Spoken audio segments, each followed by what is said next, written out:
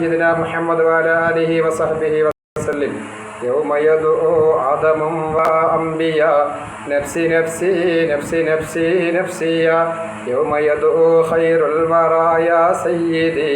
أمتي يا أمتي يا قومي يا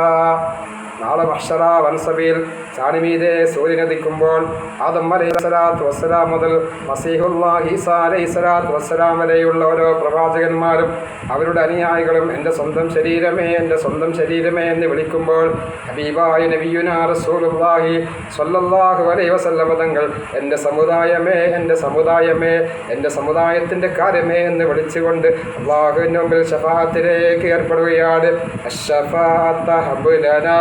ഫിൽ ഖിയാമത്തി മുഷ്ഫികാ വഹ്ലനാ ഇല്ലായ സയ്യിദി ഖൈറൻ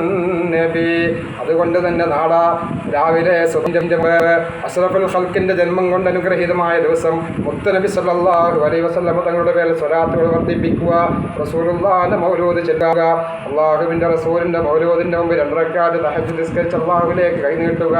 അല്ലാഹു മുത്തുനബിന്റെ ശഫാഅത്ത് ലഭിക്കുന്നവരിൽ നമ്മെയും നമ്മെ സ്നേഹിക്കുന്ന